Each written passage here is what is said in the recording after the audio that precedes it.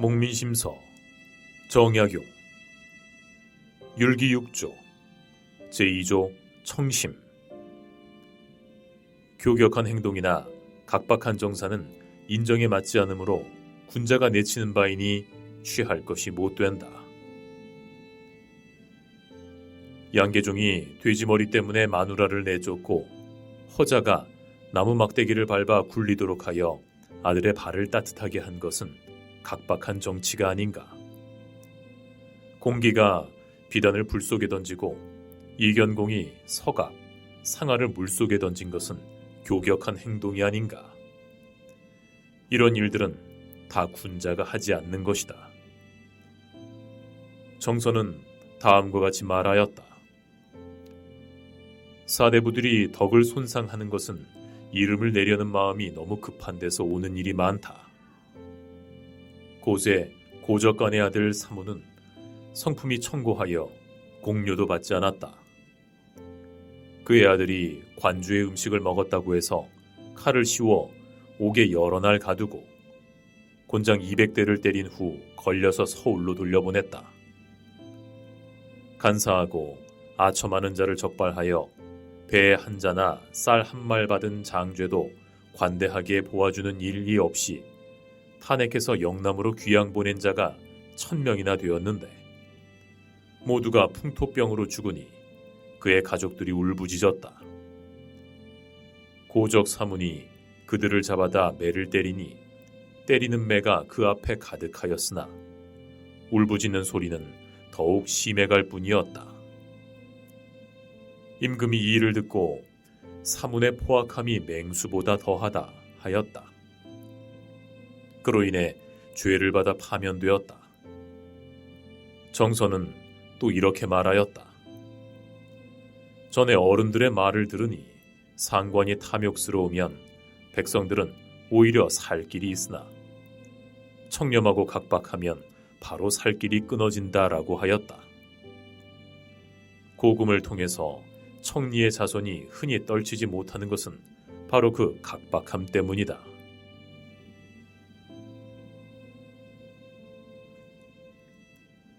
청렴하면서도 치밀하지 못하여 재물을 내놓되 실효가 없으면 또한 일컬을 것이 못된다. 상산록에 이렇게 적었다. 청렴한 수령으로서 청렴하면서도 치밀하지 못하여 오직 재물을 내놓는 것에만 힘쓰며 쓰는 방법을 몰라 혹 기생이나 광대에게 뿌리고 혹은 절간에나 시주하니 이는 본디 잘못이다. 그러나 스스로 실효 있게 쓰려고 생각하는 자는 또한 소를 사서 백성에게 나누어 주거나 빚을 주어서 부역에 도움이 되게 하지만 돌아가는 행차가 문 밖에만 나가면 약조는 뒤따라 무너져서 소산도는 모두 토호들에게 돌아가서 아전들과 그것을 나누어 먹고 빚진 도는 가난뱅이들에게 억지로 배정하니 백성들이 그 때문에 살림을 망치게 됨을 모른다. 신관이 듣고는 매가 고기를 만난 듯 범이 땅을 허비듯 이미 없어진 물건을 다시 더 긁어들여서 한없는 욕심을 채우니 약조가 모두 허물어져서 학정이 제거된 것 같지만 이처럼 천하에 의리도 없고 슬기도 없는 일은 없다. 그러면 어떻게 할 것인가? 만약 큰 재물이 있으면 마땅히 전장을 설치하여 유역을 덜게 하고 그렇지 못할 경우에는 그 노인을 봉양하고 어린애를 키우며 결혼이나 초상, 장사를 도우며 폐지를 도와주거나 늙고 병든 이를 구호해 주는 것을 목전에서 실행하여 자기 마음이라도 만족하게 할 것이다. 자기 지위가 확고하지 않은데 어찌 후일을 위한 계획을 세울 수 있겠는가?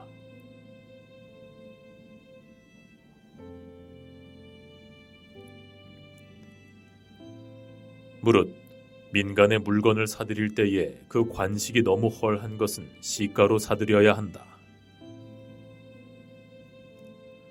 호태초는 다음과 같이 말하였다. 벼슬살이의 요점은 청렴의 근면이니 털끝만큼이라도 혹 이지러지면 그 정사에 미치는 해독은 아주 심하다.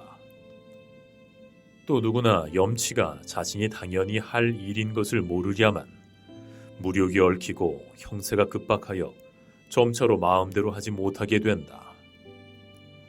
본래 빈천한 사람은 처자들의 울부짖는 소리에 흔들리고, 본래 부귀한 사람은 호사스러운 생활에 비용이 있어야 하며, 명예를 좋아하는 사람은 음식을 잘 차려 손님을 즐겁게 해주고, 요로의 결탁을 힘쓰는 사람은 선물 보따리를 후하게 하여 호의를 통하며, 또 그보다 심한 것은 아들 장가들이고 딸 시집 보낼 때 비단과 금으로 짐을 꾸리니 청렴하려 한들 되겠는가. 탐욕에 사로잡혀 부끄러움을 모르는 사람은 본디 생각할 여지도 없겠지만, 다소나마 맑은 논의를 두려워하는 자라도 나는 위로는 공금을 도적질하지 않았고 아래로는 백성들의 재물을 함부로 취하지 않은 것으로 족하다. 음식물을 사는 데는 본래 관에서 정한 값이 있으니 내가 이를 시행하면 무엇이 부끄러우며, 빈객을 접대하는데도 전례가 이첩에 열거되어 있으니 그대로 따르면 무엇이 부끄러우랴 하는데 지나지 않을 것이니 어찌 부끄러운 말이 아니겠는가. 상고하건대 본래 관에 정한 값이 있다고 하는 것은 요즘 이른바 관정식이다. 관에서 정한 가격은 대개 헐한 것을 따르게 마련이고, 혹 그 중에 비싼 가격을 따른 것이 있더라도 관에서는 쓰지 않으니 아전들이 견뎌낼 수 있겠는가. 물건의 귀천은 시세에 따라 변하는데 관식은 일정하여 100년이 되어도 고치지 않으니 시세에 따라 알맞게 맞추지 못하는 것은 당연하다. 가격이 헐하면 아전들이 괴롭고, 아전들이 괴로우면 백성들이 침해되어서 마침내는 그 해가 아래 백성들에게 돌아가게 마련이니 아전들이야 무슨 상관이랴. 대개 아전의 됨됨이는 즐거우면 나아가고 괴로우면 물러서는 것인데, 물러서지 않는 것을 보면 거기에 즐거워할 만한 것이 있음을 알 수 있다.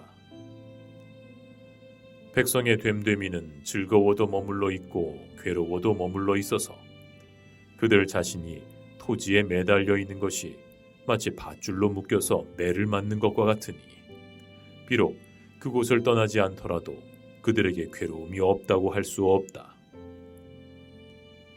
수십 년 이래로 이른바 개방이라 하여 부역을 면제받는 마을이 날로 늘어나서 치우친 부역의 괴로움 때문에 백성이 살아갈 수 없게 되었다.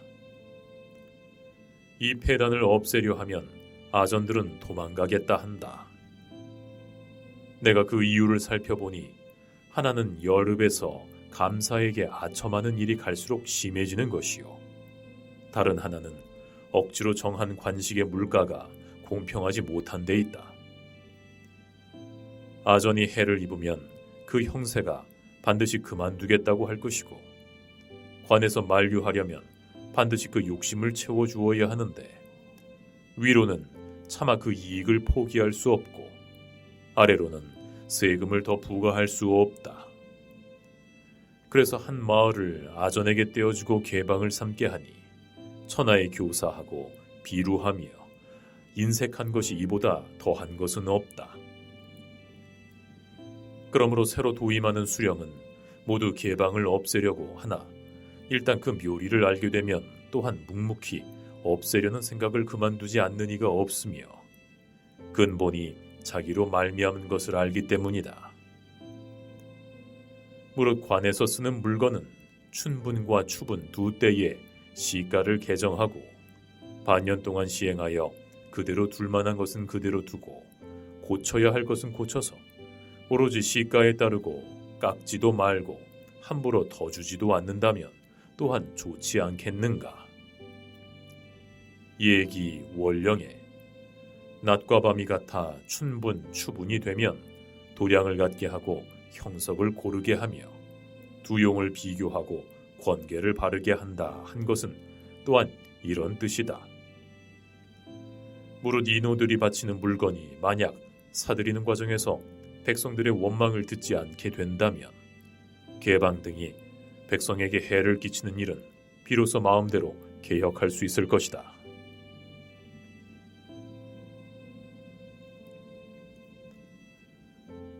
무릇 전부터 내려오는 그릇된 관례는 굳은 결심을 고치도록 하고 혹 고치기 어려운 것이 있더라도 자신은 범하지 말 것이다.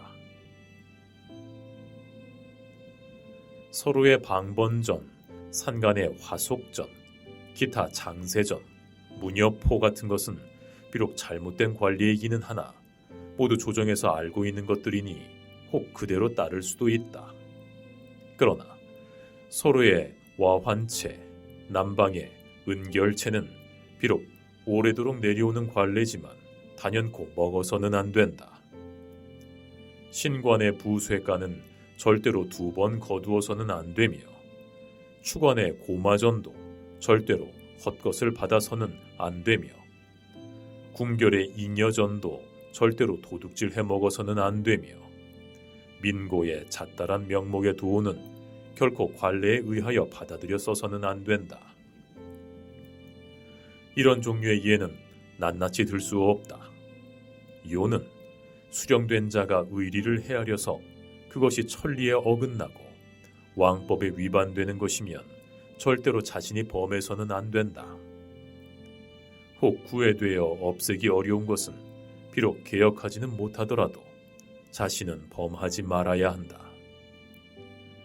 무릇 방번전, 화속전은 비록 전부 없애지는 못하더라도 패전한 마을로서 군액을 채우기가 어렵고 지적하여 징수할 데가 없는 것들은 죄다 감면해 주어야 하고 인색해서는 안 된다. 고려 김지석은 고종 말에 제주부사가 되었다. 제주도 풍속에 남자 나이 15세 이상은 콩 한 곡씩을 바치고 아문의 아전 수백 명이 각각 해마다 말 한 필씩을 바치면 부사와 판관이 나누어 받았기 때문에 수제가 되면 비록 가난한 자라도 다 치부하게 되었다. 정기, 이적 두 사람이 이 주의 수령으로 있다가 모두 장주로 파면되었다. 김지석이 제주에 부임하자 바로 콩과 말을 공바치는 제도를 없애고 청렴한 아전 10명을 골라 아문의 아전으로 삼으니 정사가 물처럼 맑아지고 백성과 아전들이 사모하고 복종하였다. 이보다 앞서 경세봉이란 사람이 제주의 수령으로 있었는데 또한 청백하기로 소문이 났다. 그래서 이 고을 사람들이 전에는 세봉이 있었고 뒤에는 지석이 있었다 하였다. 고려 권단이 경주 유수가 되었다. 전부터 백성들에게 능라를 거두어들여 저장하는 한 창고가 있었는데 갑방이라 하였다.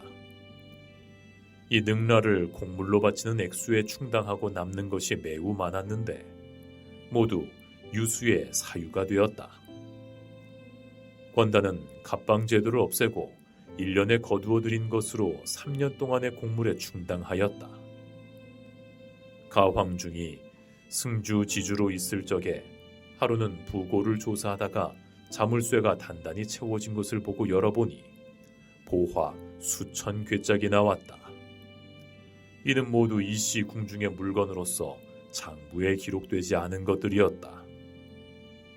가황중이 목록을 작성하여 위에 올리니 태종이 감탄하기를 부고의 물건은 장부에 기록되어 있더라도 탐욕스러운 자는 오히려 금법을 어기면서 차지하려고 하는데 더구나 이런 물건이야 말할 것이 있겠느냐 하고 돈 200만 전을 주어 그의 깨끗함을 표창하였다.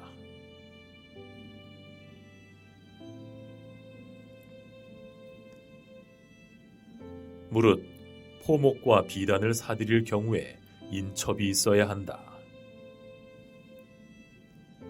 읍마다 반드시 읍시가 있는데 물건을 사들이는 인호들이 관에서 사들인다는 것을 빙자하여 포백을 강제로 헐값으로 사거나 또는 내사나 책방이 사사로이 사들이면서 몰래 그 값을 깎거나 하면 인호들이 그 모자라는 돈을 물어넣기도 하고 혹은 장사꾼이 앉아서 값을 손해보기도 한다. 이것은 모두 원한을 사게 되는 일인데 관에서는 이런 사정을 알지 못하고 있다. 부이만은 처음에 시장을 맡은 아전에게 명령하여 두루 포백상들에게 알리기를 앞으로 관에서 포백을 사들일 때는 반드시 인첩이 있으니 이 인첩이 없으면 관에서 사들이는 것이 아니다. 인첩의 하단에는 받은 값을 너희들 손으로 적어서 아전으로 하여금 도로 바치게 하여 후일에 증거가 되게 하라 한다. 인첩의 형식은 다음과 같다.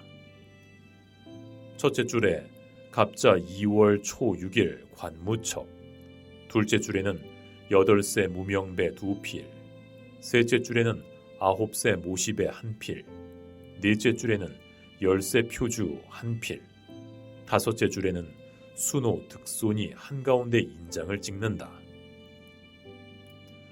매매가 끝나면 판 사람 2명단이 자필로 그의 이름을 쓰고 줄마다 값을 기록하여 도로 바치도록 한다. 이렇게 하면 사들인 포백을 혹시 바꿔치게 하는 수는 있지만 장사하는 사람들에게서는 원망이 없을 것이다. 팔도의 풍속이 각각 다르니 만약 아전들의 습속이 순후하여 본래 농간하는 폐습이 없으면 이런 방법을 쓸 필요는 없다.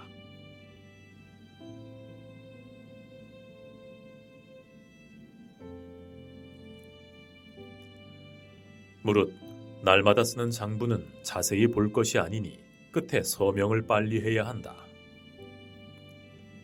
학궁과 여러 고의 학위는 자세히 살펴보아야 하지만 줄이나 현사의 학위는 절대로 자세히 보지 말고 속히 화합을 치는 것이 좋다. 비록 지나친 지출이 있더라도 절대로 깎아서는 안 된다.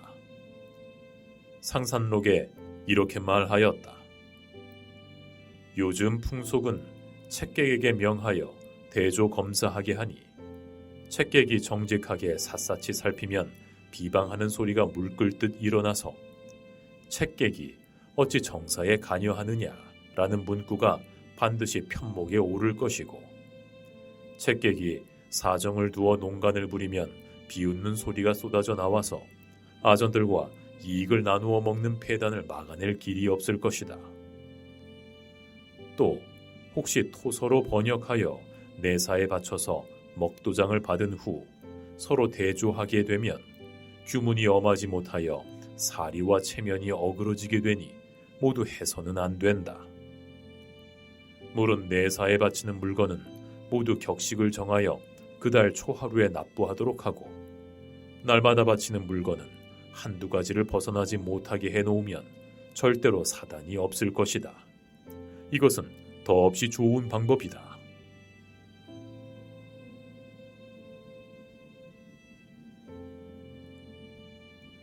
수령의 생일에는 아전과 군교 등 제청이 혹 성찬을 올리더라도 받아서는 안 된다. 제청에서 바치는 성찬은 모두 백성들의 재력과 노력에서 나온 것이니 개방의 돈을 거두기도 하고 보솔의 돈을 거두기도 하는데 이것을 빙자하여 온갖 방법을 다해 가혹하게 거두어 드린다. 어민들의 물고기를 빼앗고 민촌의 개를 때려잡으며 밀가루와 기름은 절에서 가져오고 주발과 접시는 질그릇집에서 가져오니 이는 원한을 사는 물건인 것이다. 어떻게 그런 것들을 받아들이겠는가? 혹 유기 한 벌, 세포 몇 끝을 헌수를 위하여 바치는 경우에는 더욱 받아서는 안 된다. 수령의 부모 생신에 바치는 물건은 더군다나 받아서는 안 된다. 호태초는 이렇게 말하였다. 생신날 헌수는 일체 그만두어야 한다. 수령 자신이 요구하지 않는데도 아전들이 버릇을 고치지 않으면 그들을 책망하되 수령 자신의 부끄러움이 없도록 해야 할 것이다.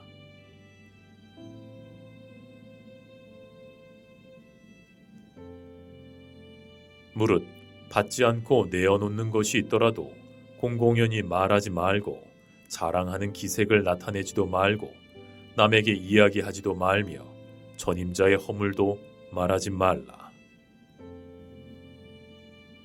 매양 보면 청렴하되 덕이 부족한 사람은 혹 잘못된 전례로 생긴 재물을 내어놓아 공리에 따라 사용하기도 하고 자기의 복록을 떼어내어 백성들에게 은혜를 끼치기도 하는데 그 일이 착하기는 하지만 바야흐로 그것을 내어놓을 때에는 반드시 기를 내어 큰 소리치기를 사대부로 어찌 이런 물건을 쓸 수 있겠는가 하고 아전들이 혹 전례에 의하여 말하면 반드시 꾸짖거나 곤장을 쳐서 자기의 청렴함을 나타낸다.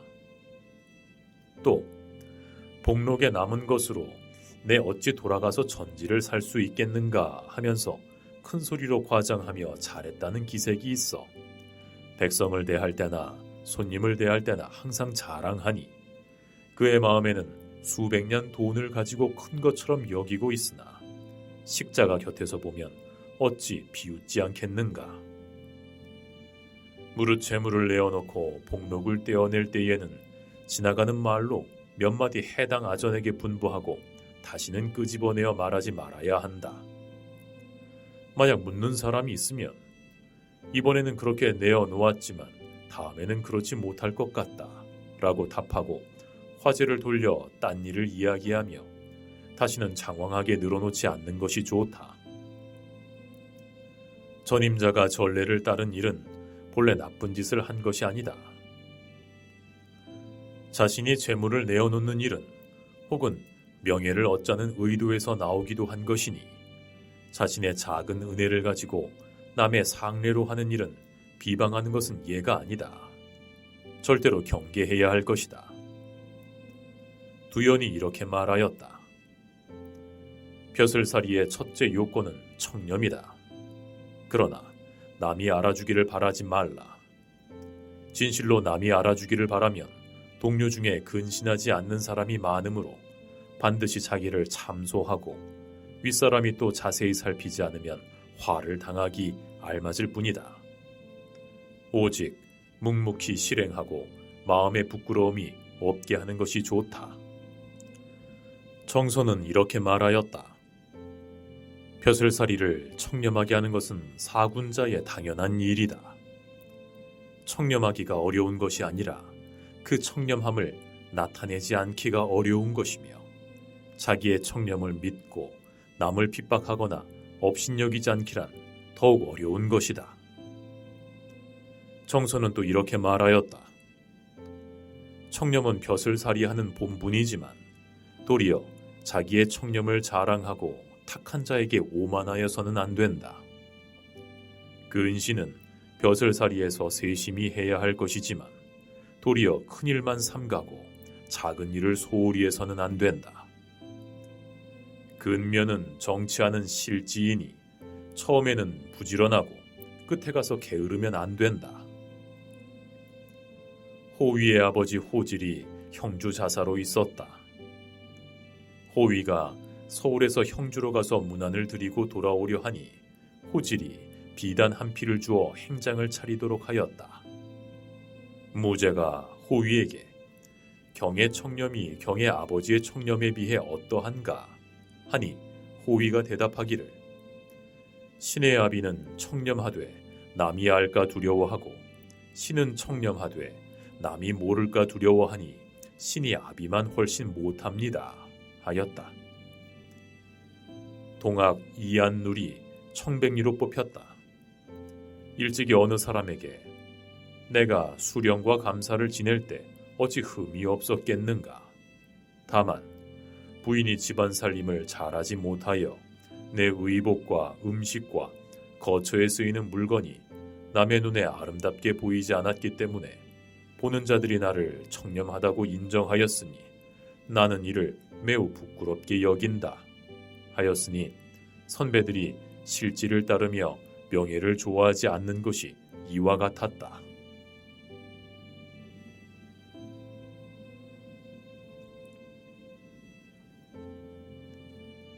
청렴한 자는 은혜롭게 용서하는 일이 적으니 사람들은 이를 병통으로 여긴다.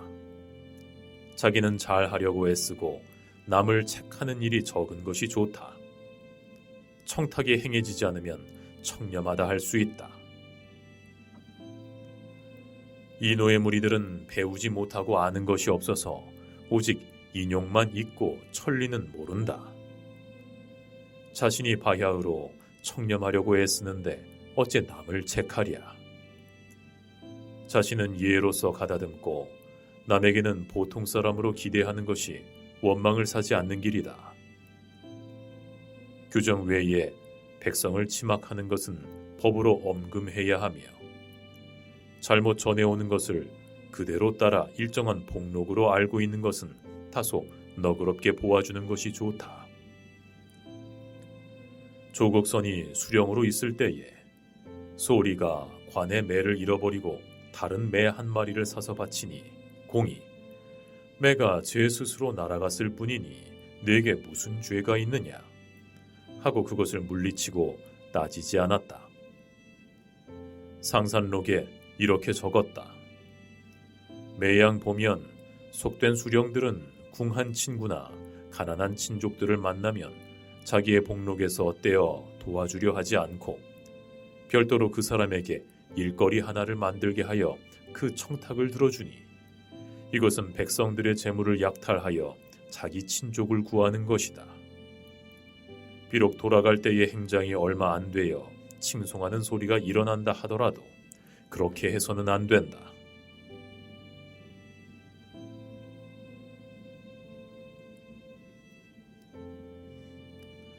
청렴하다는 명성이 사방에 퍼져서 좋은 소문이 날로 드러나면 또한 인생의 지극한 영화이다. 고려 윤선좌가 충수광 때에 한양 부윤이 되었다. 얼마 후에 왕과 공주가 용산에 갔는데 왕이 좌우를 보고 이르기를 윤유는 청렴하고 검소해서 목민관을 삼았으니 너희들은 조심하여 그를 괴롭히거나 번거롭게 하지 말라 하였다.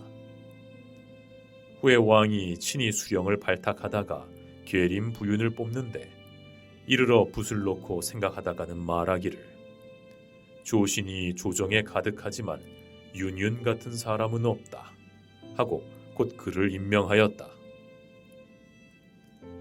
고려 전록생이 경주 판관이 되어 정사를 청백하게 하였다. 이재현이 다음과 같은 시를 지었다. 전랑이 우리 계림에 판관되니 부로들 지금도 맑은 덕 사모하네.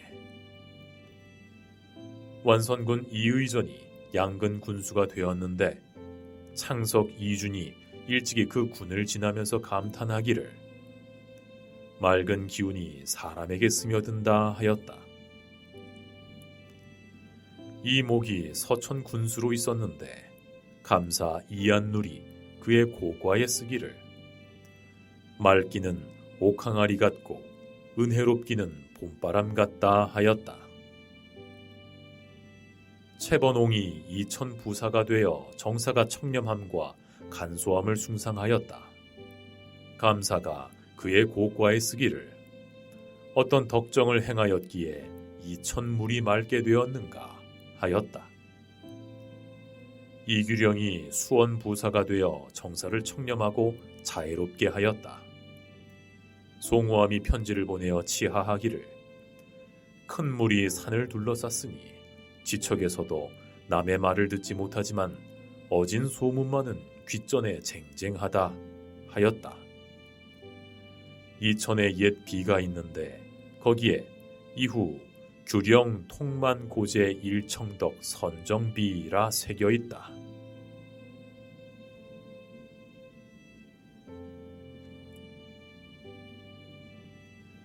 목민심서 율기 6조 제3조 제가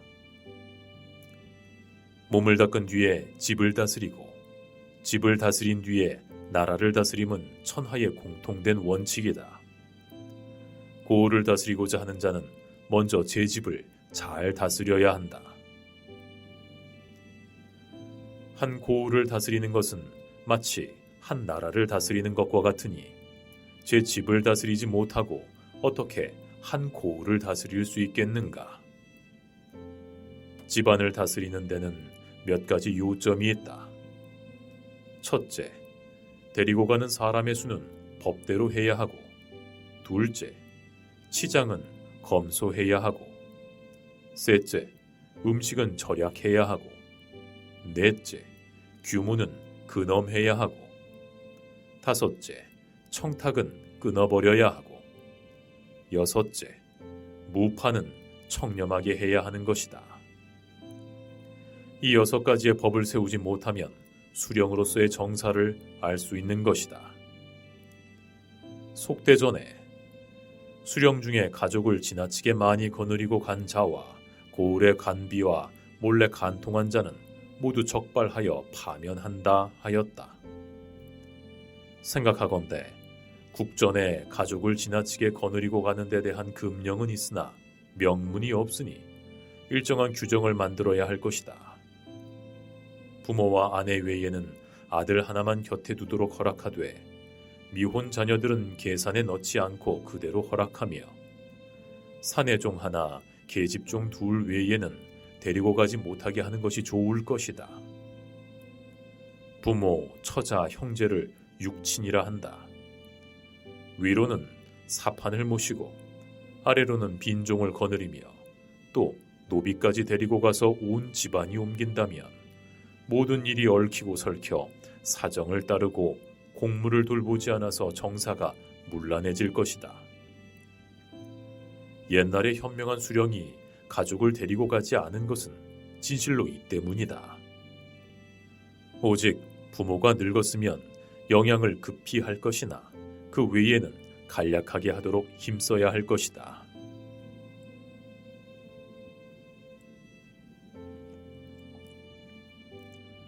국법에 어머니가 아들의 임지에 가서 봉양을 받으면 나라에서 그 비용을 대주고 아버지의 경우에는 그 비용을 회개해주지 않는 것은 이유가 있다.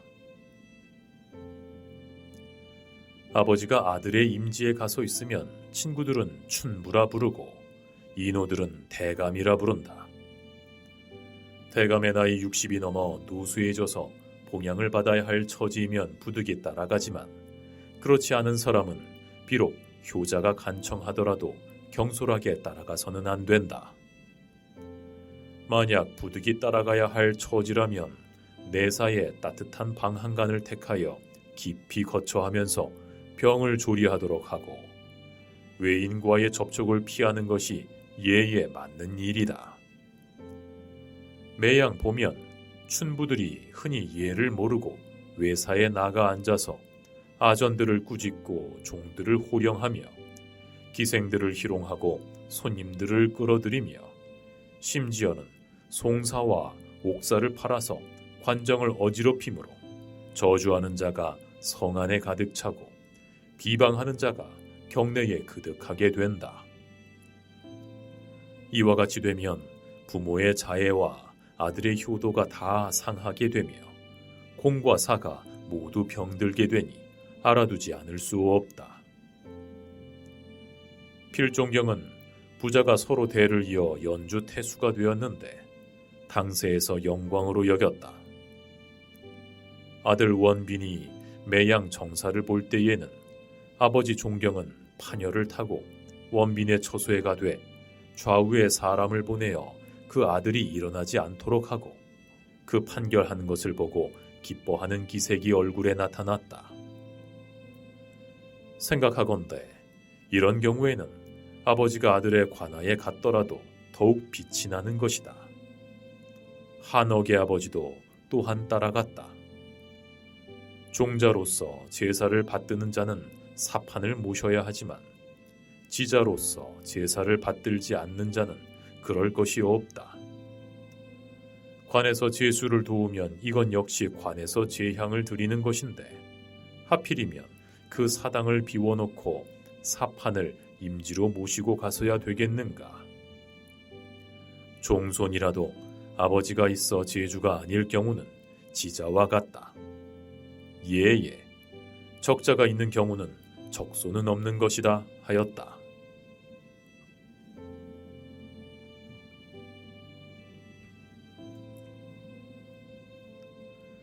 청렴한 선비가 수령으로 나갈 때에 가족을 데리고 가지 않는다 하였는데 가족은 처자를 두고 이른 말이다. 명나라의 순리인 양계종, 사자양, 왕서, 당간 등은 주현에 부임할 때 모두 처자를 거느리고 가지 않았으니 이는 근세에 있어서의 맑은 행적인데 하물며 한 당에 있어서랴. 양속이 남양태수로 있을 적에 그의 아내가 아들 비와 함께 군하에 갔더니 양속이 문을 닫고 받아들이지 않았다. 그의 아내가 스스로 비를 데리고 가는데 행장은 배이불, 떨어진 호도새, 소금과 보리 몇 말뿐이었다. 이는 교격한 행동으로 인정이 아니니 본받을 것이 못된다. 어린 자녀가 따라가고 싶어 하면 인정상 말릴 수가 없다. 나이가 들어서 결혼한 자녀들은 차례로 와서 뵙도록 하고 일시에 함께 오는 것은 좋지 않다.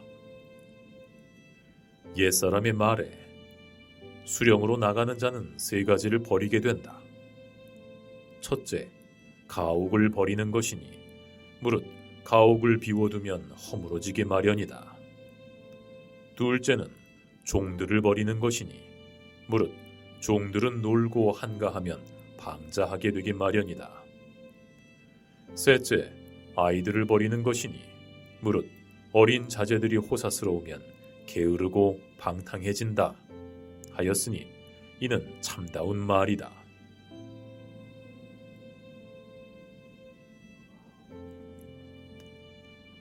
형제간에 서로 생각이 날 때는 가끔 왕래할 것이나 오래 묵어서는 안 된다. 형제간의 우애가 돈독하더라도 부득불 잠시 이별해야 할 것이다. 아우는 그래도 따라가도 좋으나 형은 더욱 안 된다. 내가 본 바로는 수령의 형이 아우를 따라가서 관사에 있게 되면 인호들이 그를 관백이라 부르는데 외국의 천황은 자리만 지키고 관백이 집권하는 것이 마치 현령은 자리만 지키고 관백이 일을 다 하는 것과 같으므로 이와 같이 기롱한 것이다. 착한 아우가 함께 모여 있자고 울며 애걸하더라도 형은 거절해야 한다. 만약 한번 발을 들여놓게 되면 관백의 칭호는 면할 수 없다. 고모, 형수, 제수, 누이들 중에 가난한 과부가 있어서 따라가기를 원한다면 어찌 딱하지 않으랴. 그러나 국법이 워낙 엄하니 데리고 가서는 안 된다.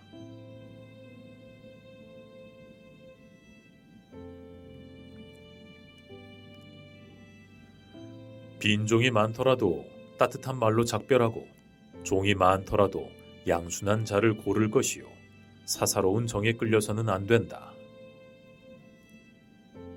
종족 간에는 화목해야 하나 데리고 가서는 안 되며 빈객에게는 후하게 해야 하나 불러들여서는 안 되며 겸종은 노고가 있더라도 따라가게 해서는 안 된다.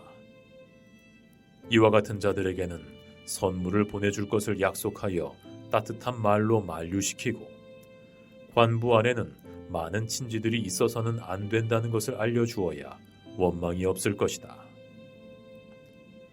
좌상 정홍순이 평안감사가 되었을 때의 일이다. 겸인 중에 오랫동안 부지런히 일한 사람이 있어서 그는 당연히 따라갈 것으로 알고 사사로이 행장을 갖추었으나 공은 이를 거절하고 허락하지 않았다. 그 겸인은 울분한 나머지 병이 들었다.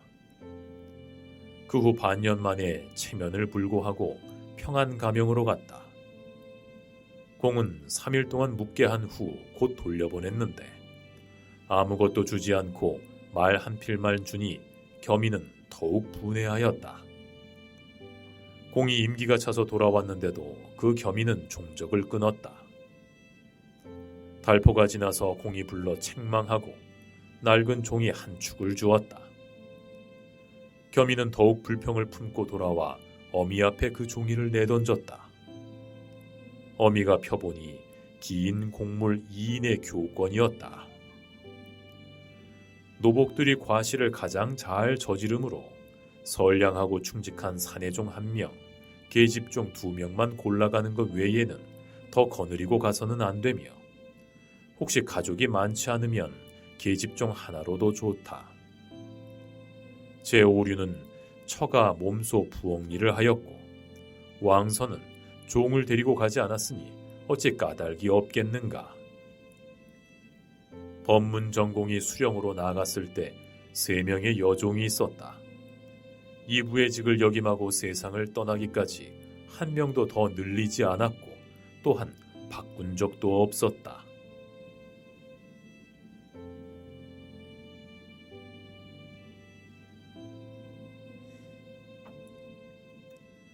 내행이 내려오는 날에는 행장을 아주 검소하게 해야 한다. 쌍마교는 좋은 제도가 아니다. 그러나 여자가 태어나면 쌍교 탈 것을 축원하니 어머니를 모시는 자는 불갑을 쌍교를 사용해야 하지만, 아내에 대해서는 꼭 그럴 필요가 있겠는가? 무식한 부녀자들이 마음으로 원한다면 남의 쌍교를 비일되 한 역참만 가거나 아니면 하룻길을 가서 그만두는 것이 좋다. 동마교 청익장에 주렴을 들이우고 읍에 이르더라도 영화롭지 않겠는가? 하루만 타더라도 태어났을 때의 축원을 이룬 셈인데 꼭 시비를 타야만 마음이 쾌하단 말인가?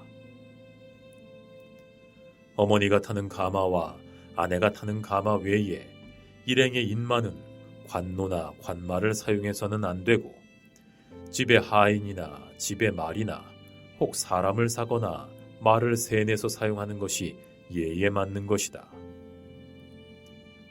야인 우담에는 이렇게 적혀 있다. 두 황상이 상부에 있을 적에 부인은 다만 죽두자를 탔다고 했는데 하필 쌍교로 행차를 해야만 이해가 되겠는가?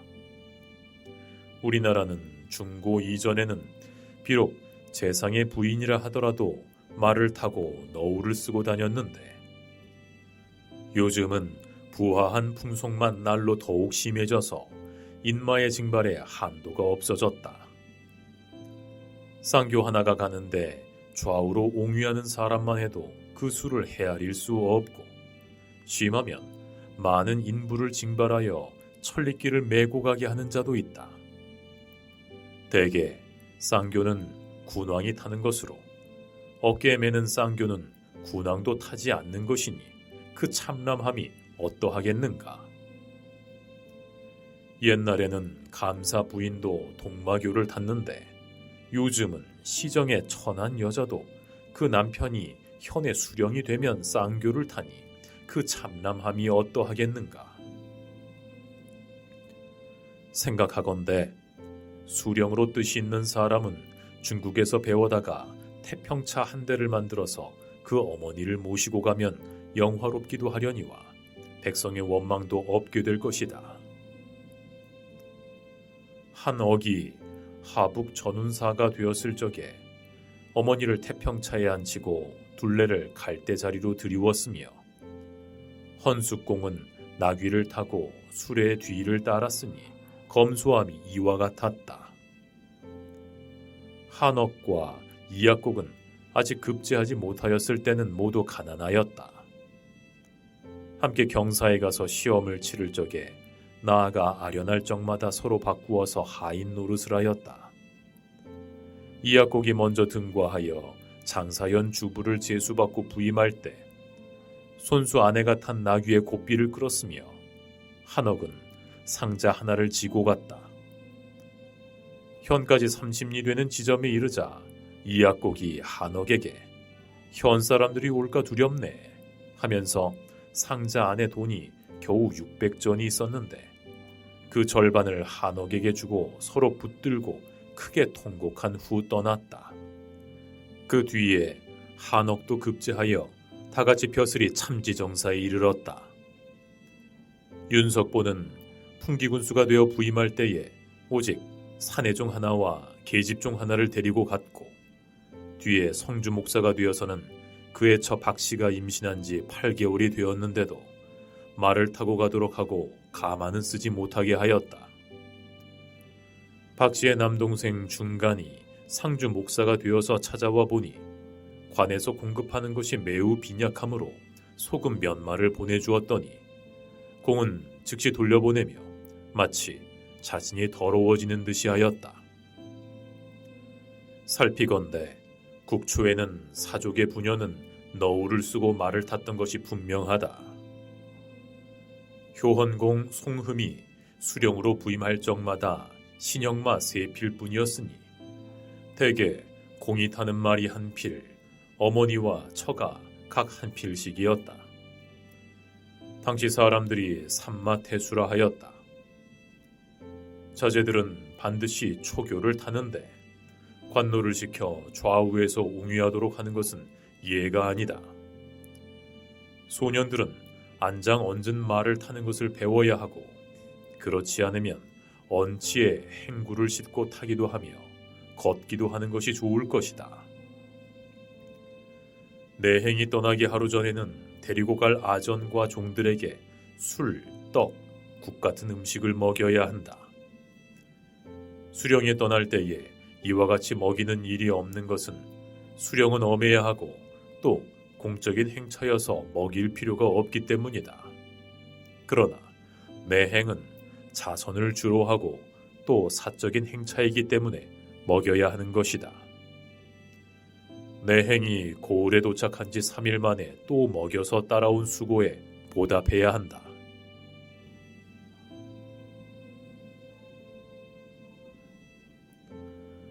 의복의 사치는 무사람이 꺼리는 바이고 귀신이 질투하는 바이니 복을 꺾는 길이다.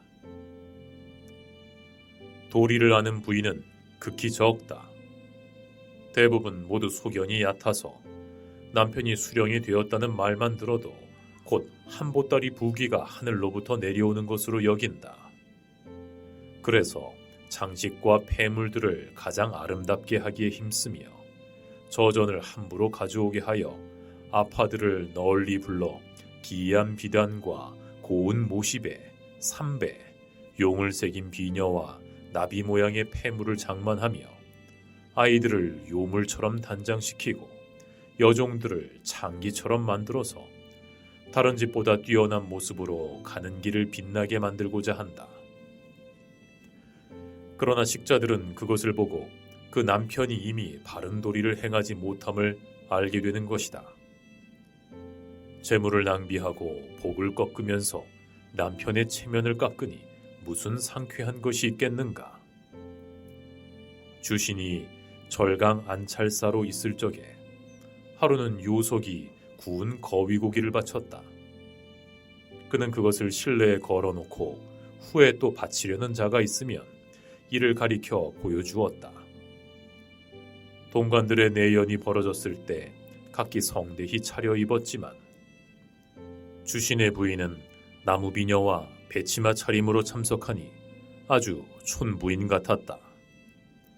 성대히 차린 부인들은 서로 부끄럽게 여기고 그 후로는 검소한 의복으로 바꾸어 입었다 한다.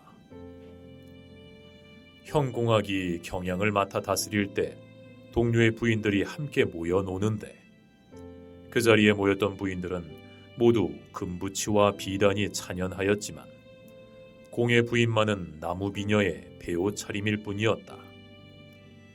모임이 끝난 후에 부인이 언짢아 하자 공이 그대는 어디에 앉았었소? 하니 부인은 윗자리에 앉았습니다 하였다. 그러자 공이 이미 윗자리에 앉았으면서 또 좋은 의복에 화려한 치장을 바라니 부귀를 함께 겸할 수가 있겠소 하였다. 이 일화는 지금까지 미담으로 삼아온다. 서정충이 오정현승으로 있을 적에 티끌만큼도 부정에 물들지 않았고 출입할 때는 헤어진 옷에 낡은 일산 차림이었다. 하루는 부인이 불평을 하니 그는 웃으며 내일 아침에는 반드시 선물이 뜰 앞에 이를 것이니 너희들은 서서히 기다리도록 하라 하였다. 때가 되자 귀한 땅의 한 위관이 탐욕 때문에 법에 걸려 어사대에 올라갔는데 공이 청렴하고 밝은 것을 알고 특히 공문을 보내어 추국하게 해서 그 위관이 뜰 아래 엎드린 것이다. 서로 전하여 미담으로 삼았다.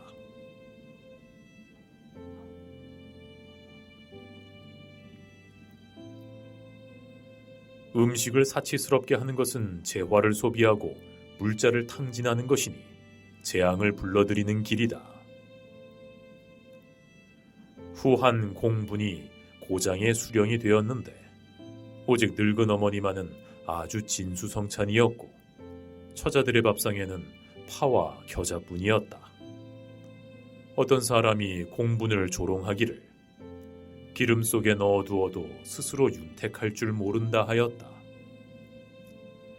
조어가 합천 군수가 되어 청렴한 절조가 비길 데가 없었다. 군수로 있을 적에 아들과 사위, 노비들이 왕래하는 경우에는 모두 자기 양식을 가지고 왔다. 또 그 고을에 은어가 났는데 여름철에 고기가 썩게 되더라도 처자들에게는 먹지 못하게 하였다. 후당 때 유찬의 아버지 유빈이 현령이 되었고 유찬은 그때 비로소 입학하였는데 청포저고리와 바지를 입혔고 식사 때마다 자기는 고기 반찬을 먹으면서 유찬에게는 따로 나물 반찬을 차려 상 아래에서 먹게 하면서 육식은 임금이 주신 녹이다. 너도 먹고 싶거든 부지런히 공부하여 국록을 받도록 하여라. 내가 먹는 육식은 네가 먹어서는 안 된다 하였다. 이로 말미암아 유찬은 힘써 공부하여 진사에 급제하였다. 호수안이 영락 연간에 신번지 현이 되었는데 벼슬살이 할 적에 고기를 먹지 않았다. 그 아들 자휘가 문안드리기 위해 와서 한 달 동안 묵으면서 닭 2마리를 삶아 먹었다. 호수안이 노하기를 음식을 밝히는 사람은 사람들이 천하게 여긴다. 나는 벼슬살이 한 지 20여 년이 지나도록 항상 사치함을 경계하고 있으나 오히려 끝을 잘 맺지 못할까 걱정하는데 내가 이처럼 먹기를 좋아하니 내게 누가 되지 않겠느냐 하였다.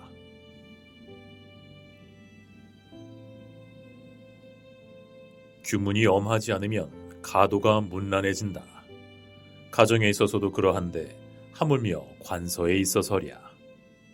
법을 마련하여 거듭 금하되 우레와 같고 서리와 같이 해야 한다. 내사의 문을 옛날에는 염성문이라 하였다. 옛날에는 발을 쳐서 가리고 자리로 막아서 집안의 종들과 관의 노복들이 상면할 수 없었으니 이는 내외의 구분을 엄하게 하려는 것이었다. 근세에 와서는 이 법이 문란해져서 집안 종들이 이 문을 멋대로 드나들고 관비들도 이 문을 함부로 들어와서 발과 자리를 걷어치우고 서로 귀에 입을 대거나 무릎을 맞대고 소곤거려 명령이 여러 곳에서 나오게 되어서 온갖 폐단이 생겨나니 이 어찌 한심하지 않는가. 염성문 밖에 한 개의 어석을 넣고 명령하기를 매일 아침에 준호와 원노가 바칠 물건을 이 어석 위에 놓고 방울을 울려 알리며 물러서서 30보 밖에 섰으면 내아의 종이 방울 소리를 듣고 문에 와서 자리를 걷고 물건을 들여가 바치고는 곧 빈 그릇을 도로 그 어석 위에 놓는다. 내아의 종이 안으로 들어간 지 한참 후에 관아 종이 그 빈 그릇을 가지고 나갈 것이요. 감히 얼굴을 보고 서로 말을 주고받는 자가 있으면 안팎 종을 모두 매로 엄중하게 다스릴 것이다 하라. 바친 물건이 정말로 고약하게 나빠서 먹을 수가 없으면 수령이 안으로 들어온 당일에 친히 자세히 살펴보아서 용서할 만한 것은 용서하고 용서할 수 없는 것은 한가한 시기에 수리에게 말하여 밖에서 살펴 신칙하도록 하는 것이 좋으며, 끝내 종들은 한마디도 말을 하게 해서는 안 되고, 또 안식구가 사사로이 이래라 저래라 간섭해도 안 되며, 또 책객들이 이러쿵저러쿵 조금이라도 간섭하게 해서는 안 된다. 만약 소용은 시급한데 들여오는 것이 매우 늦을 때는 내 찰로 책방에게 알려 동헌에 전하도록 하며, 동헌에서는 수리를 불러 독촉하도록 하며, 끝내 사인이 관속을 독촉하거나 신칙하게 해서는 안 된다. 비록 지극히 작고 하찮은 일일지라도 명령이 여러 군데서 나오게 해서는 절대로 안 된다. 법을 이와 같이 세워놓으면 수리는 몹시 괴로워하여 그 독촉과 신칙이 반드시 엄할 것이므로 며칠이 안 가서 일이 지체 없이 잘 되어갈 것이다. 권일이 수령이 되자 그의 어머니 안 부인이 경계하기를, 백성에게 임할 때는 반드시 관대하게 하여 늙은 어미가 봉양받을 때에 부끄럽게 하지 말라. 안팎이 엄하지 않으면 뇌물을 주고받는 길이 트일 것이니 더욱 삼가야 한다 하였다. 관기나 관비가 내정에 출입하게 해서는 안 된다. 잣달고 잡스러운 말들이 모두 이들의 입으로부터 새어나오는 것이다. 친비에게 시킬 일이 있으면 동원에서 순호를 지켜 침공을 보내게 해야 한다. 물깃는 여종은 염성문 곁에 담구멍을 뚫고 거기에다 홈통을 걸고 안으로 물을 붓도록 해야 한다. 수리의 철을 내사에 출입하도록 해서는 안 된다. 이런 무리들은 공관의 틈을 타서 음식을 잘 장만하여 오고, 혹은 포백이나 기물 같은 귀하게 여길 물건을 내실에 바쳐서 사사로운 안면을 친숙히 한다. 수령은 여기에 끌려서 수리를 마치 사인같이 여기게 되니 정사를 그르침이 많은 것이다. 매양 성대한 제삿날이 되면 제사 음식들을 골고루 나누어 주어야 한다. 옛날 예법에는 훈포나 적혼에게도 은혜를 골고루 베풀었다. 그러므로 예기, 제통에 은혜가 고르면 정사가 잘 된다 하였다. 육방의 아전들과 신호, 시동 등 가까우면서도 수고가 많은 자들에게 골고루 주지 않아서는 안 된다. 호태초는 이렇게 말하였다. 자제나 문객들은 아전들과 서로 접촉하지 못하도록 하고, 아전이나 백성의 부녀자들이 드나들면서 물건을 사고 파는 일이 없도록 해야 한다. 오고 가면서 서로 결탁하여 주거니 받거니 하다가 화가 담안에서 일어나면 어떻게 구제할 수 있겠는가? 일이 규문에 관계되면 분별하기가 쉽지 않은 것이다. 오성가계에 이렇게 말하였다. 자제나 친비는 깊이 책실에 들어있을 것이요, 아전, 향임, 종들과 대면하여 말을 주고받아서는 안 된다. 자제들은 새벽에 일어나서 세수하고 머리 빗은 뒤 당에 올라 문안을 드려야 한다. 참말할 때가 되면 바로 자기의 처소로 물러가야지 아버지의 곁에 서서 참말을 참관해서는 안 된다. 혹 아전들이 물러가고 뜰에 사람이 없으면 다시 올라가서 모시고 즐거워하여도 좋다. 만약 송사하는 백성이 들어오거나 죄인에게 곤장을 칠 때는 곧 자기 처소로 물러갈 것이요, 아버지의 곁에 서서 송사를 판결하고 죄인을 다스리는 것을 보아서는 안 된다. 자제들이 서울집으로 돌아가거나 가까운 읍으로 놀러 가거나 할 때에는 마땅히 자기 종과 자기 말을 사용해야 하는데, 매양 보면 자제들이 나들이 할 적에 관의 말을 타고 관의 종을 거느리고 좌우로 옹위하여 벼슬아치의 행차 모양을 차려서 사람들로 하여금 민망히 여기게 한다. 자제들이 책실에 있을 때는 반드시 시동이 있어야 한다. 만약 이 시동이 없으면 객지에서 손발을 놀릴 수 없으므로 금할 수가 없다. 그러나 어리고 무지하여 아직도 입에서 전내를 풍기는 아이로 충당하되 항상 자제들에게 주의를 주어 그를 아끼고 달래면서 글자도 가르치고 비록 잘못이 있더라도 큰 소리로 나무라지 말도록 해야 할 것이다. 자제들이 혹 산사로 놀러갈 경우에는 시동을 데리고 조용히 걸어서 가는 것이 좋다. 절에서 먹는 음식에 대해서는 값을 후하게 주어야 한다. 폐단 같은 것을 물어보아 돌아와서 아뢰도록 하고 비록 시나 경서를 아는 중이 있더라도 부중으로 불러들여서는 안 된다. 만약 읍자 중에서 만나자는 청이 있더라도 사양하여 만나지 말아야 하며 갑자기 찾아와 이야기를 청하거든 온화한 얼굴로 사양하면서 가훈이 아주 엄하여 감히 환대하지 못하니 너그럽게 용서해 주기 바라오 하고 바로 일어나서 그 자리를 피해야 한다.